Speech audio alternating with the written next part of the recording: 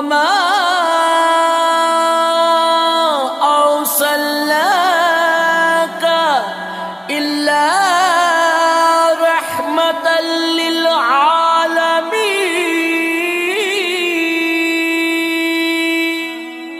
And we have sent you, O Muhammad, not but as a mercy for the Alameen.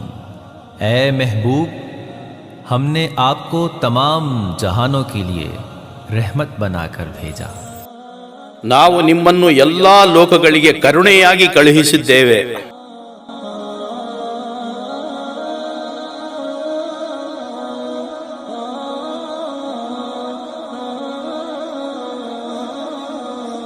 ಕಾರ್ಮಿಕನೊಬ್ಬ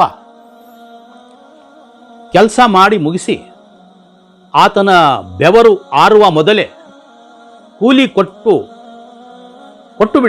ಕೊಟ್ಟು ಬಿಡಿ ಎನ್ನುವ ಮೂಲಕ ಕಾರ್ಮಿಕನ ಹಕ್ಕು ರಕ್ಷಣೆ ಮಾಡಿದವರು ಮೊದಲನೇ ಬಾರಿ ಪ್ರವಾದಿ ಮುಹಮ್ಮದ್ ಸಲ್ಲಲ್ಲಾಹು ಅಲೈಹಿ ವಸಲ್ಲಂ. ಮಾಲೀಕರಿಂದ ಕಾರ್ಮಿಕನ ಮೇಲೆ ನಡೆಯುತ್ತಿದ್ದ ಶೋಷಣೆಗೆ ಇತಿಶ್ರೀ ಹಾಡಿದರು. ಮಾಲೀಕ ಮತ್ತು ಕಾರ್ಮಿಕನ ಮಧ್ಯೆ ಸೌಹಾರ್ದ ಸಂಬಂಧ ಇರಬೇಕು, ಇಬ್ಬರಿಗೂ ಜವಾಬ್ದಾರಿ ಇದೆ, ಇಬ್ಬರು ಅದನ್ನು ನಿಭಾಯಿಸಬೇಕು, ಎಲ್ಲಿಯೂ ಸಂಘರ್ಷಕ್ಕೆ ಅವಕಾಶ ಇಲ್ಲ ಎಂದು ಸಾರಿದವರು ಪ್ರವಾದಿ ಮುಹಮ್ಮದ್ ಸಲ್ಲಲ್ಲಾಹು ಅಲೈಹಿ ವಸಲ್ಲಂ. ಧಾರ್ಮಿಕ ಸಹಿಷ್ಣುತೆ. ಧರ್ಮದ ವಿಷಯದಲ್ಲಿ ಜನರನ್ನು ಪೀಡಿಸುತ್ತಿದ್ದ, ಶೋಷಿಸುತ್ತಿದ್ದ ಕಾಲದಲ್ಲಿ ದೇವರ ಬಳಿಗೆ ಹೋಗಲು ಯಾವುದೇ ಮಧ್ಯವರ್ತಿಯ ಅಗತ್ಯವಿಲ್ಲ. ದೇವರ ಬಳಿಗೆ ಹೋಗಲು ಯಾವುದೇ ಮಧ್ಯವರ್ತಿಗಳ ಅವಶ್ಯಕತೆ ಇಲ್ಲ, ಅಗತ್ಯವಿಲ್ಲ ಎಂದು ಸಾರಿದವರು ಪ್ರವಾದಿ ಮುಹಮ್ಮದ್ ಸಲ್ಲಲ್ಲಾಹು ಅಲೈಹಿ ವಸಲ್ಲಂ. ದೇವನ ಮುಂದೆ ಆರಾಧನೆ ನಿಷ್ಕಳಂಕವಾಗಿ ಯಾರು ಮಾಡ್ತಾ ಇದ್ದಾನೋ ಅವನು ಶ್ರೇಷ್ಠ.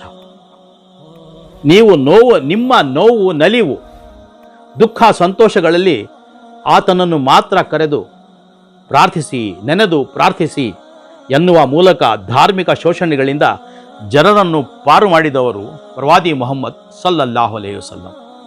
ಜಗತ್ತಿನಲ್ಲಿ ಯಾರು ಯಾರ ದಾಸರಲ್ಲ, ಯಾರು ಮೇಲು ಕೀಳಲ್ಲ. ದೇವಭಯ ಮತ್ತು ಸ್ವಾಚರ್ಯ ಇದ್ದವರು ಮಾತ್ರ ದೇವನ ಎದುರು ಶ್ರೇಷ್ಠರು ಎನ್ನುವ ಮೂಲಕ ಧಾರ್ಮಿಕ ಶೋಷಣೆಗಳಿಂದ ಜನರನ್ನು ಪಾರು ಮಾಡಿದವರು ಪ್ರವಾದಿ ಮುಹಮ್ಮದ್ ಸಲ್ಲಲ್ಲಾಹು ಅಲೈಹಿ ವಸಲ್ಲಂ. ದೇವನ ಎದುರು ಆಗಿನ ಅರಬೇತರಿಗಿಂತ ಶ್ರೇಷ್ಠರು ಎಂದು ತಾರತಮ್ಯವನ್ನು ಹುಸುಕಿ ಹಾಕಿ ಸಾಮಾಜಿಕ ನ್ಯಾಯದ ಪ್ರತಿಪಾದಕ್ಕೆ ಕಾರಣವಾದವರು ಪ್ರವಾದಿ ಮುಹಮ್ಮದ್ ಸಲ್ಲಲ್ಲಾಹು ಅಲೈಹಿ ವಸಲ್ಲಂ. ಪ್ರವಾದಿಯ ಆಪ್ತರಾಗಿದ್ದ ಅಬೂಜರ್ ಗಫಾರಿ ಎಂಬವರು ಇಥೋಪಿಯಾದ ಗುಲಾಮ ಬಿಲಾಲ್ ರಜಿಯಲ್ಲಾಹು ತಾಲಾ ಅನ್ಹು ಬಿನ್ ರಬಾಹ ಅವರನ್ನು ಕರಿಯನ ಮಗನೇ ಎಂದು ಮೊದಲಿಸಿದನ್ನು ತಿಳಿದು ಕ್ಷಮೆ ಯಾಚಿಸಲು ಹೇಳಿದರು. ಕರಿಯನ ಮಗನೇ ಎಂದು ಮೊದಲಿಸಿದನ್ನು ತಿಳಿದು ಕ್ಷಮೆ ಯಾಚಿಸಲು ಹೇಳಿದರು. ಮುಂದೆ ಮೆಕ್ಕಾ ನಗರ ವಿಜಯದ ಬಳಿಕ ಇದೇ ಕರಿಯ ಗುಲಾಮ ಬಿಲಾಲ್ ರಜಿಯಲ್ಲಾಹು ತಾಲಾ ಅನ್ಹು ಅವರನ್ನು ಪವಿತ್ರ ಕಾಬಾ ಭವನದ ಮೇಲೆ ಹತ್ತಿ ಪ್ರಾರ್ಥನೆಗೆ ಅಜಾನ್ ಮೂಲಕ ಕರೆ ನೀಡುವ ಜವಾಬ್ದಾರಿ ಕೊಟ್ಟು ವರ್ಣ ವ್ಯವಸ್ಥೆಯ ತಾರತಮ್ಯವನ್ನು ನಾಶಪಡಿಸಿರುವುದು ಇತಿಹಾಸದ ಪ್ರಸಿದ್ಧ ಘಟನೆ. ಇಂದಿಗೂ ಮಕ್ಕಾದ ಕಾಬಾ ಮತ್ತು ಪ್ರದಕ್ಷಿಣೆ ಅಥವಾ ಯಾವುದೇ ಮಸೀದಿಗಳಲ್ಲಿ ಪ್ರಾರ್ಥನೆ ವೇಳೆ ಉಚ್ಚ ನೀಚ ಎಂಬ ಯಾವುದೇ ತಾರತಮ್ಯ ಇಲ್ಲ. ಮಸೀದಿಯಲ್ಲಿ ಎಲ್ಲರೂ ಸಮಾನರು. ರಾಜ ಬಂದು ನಿಂತ್ಕೊಂಡ್ರು ಅವನ ದಾಸ ಅವನ ಪಕ್ಕದಲ್ಲಿ ನಿಂತ್ಕೊಂಡು ನಮಾಜ್ ಮಾಡ್ಬೋದು. ಮನೆಯಲ್ಲಿ ಕಸ ಗುಡಿಸುವವರು ಅವರು ಸಹ ಬಂದು ಮಾಲೀಕನ ಪಕ್ಕದಲ್ಲೇ ನಿಂತ್ಕೊಂಡು ನಮಾಜಿ ಮಾಡ್ಬೋದು. ಮಸೀದಿಯಲ್ಲಿ ಯಾರು ಮೇಲು ಕೀಳು, ದೊಡ್ಡವರು ಚಿಕ್ಕವರು ಅನ್ನೋ ಎಲ್ಲೂ ಭಾವನೆ ಇಲ್ಲವೇ ಇಲ್ಲ.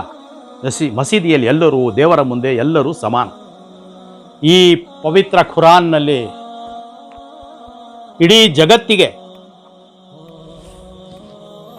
ಸಂಸ್ಕಾರಗಳು ಜೀವನ ಪ್ರವಾದಿ ಮುಹಮ್ಮದ್ ಸಲ್ಲಲ್ಲಾಹು ಅಲೈಹಿ ವಸಲ್ಲಂ ಮೂಲಕ ನಾವು ಈ ಜನ್ಮದಲ್ಲಿ ಯಾವ ರೀತಿ ಜೀವನ ನಡೆಸಬೇಕು ಎನ್ನುವುದೇ ಸಂಸ್ಕಾರ. ಇದರಲ್ಲಿ ಭೇದ ಭಾವನೆ ಮಾಡಬೇಡಿ ಅಂತಲೇ ಇದೆ.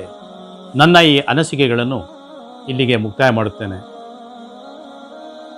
ಮೆಚ್ಚುಗೆ ಆದಲ್ಲಿ ಮುಂದಿನ ಎಪಿಸೋಡ್ಗಳಲ್ಲಿ ಪ್ರವಾದಿ ಮುಹಮ್ಮದ್ ಸಲ್ಲಲ್ಲಾಹು ಅಲೈಹಿ ವಸಲ್ಲಂ ಅವರ ಬಗ್ಗೆ, ಅವರ ಜೀವನ ಚರಿತ್ರೆ ಬಗ್ಗೆ ತಿಳುವಳಿಕೆ ನೀಡಲು ನಾನು ಪ್ರಯತ್ನಿಸುತ್ತೇನೆ ಎಂದು ಹೇಳಿ ನನ್ನ ಮಾತು ಮುಗಿಸ್ತೇನೆ. ಜೈ ಹಿಂದ್, ಜೈ ಕರ್ನಾಟಕ.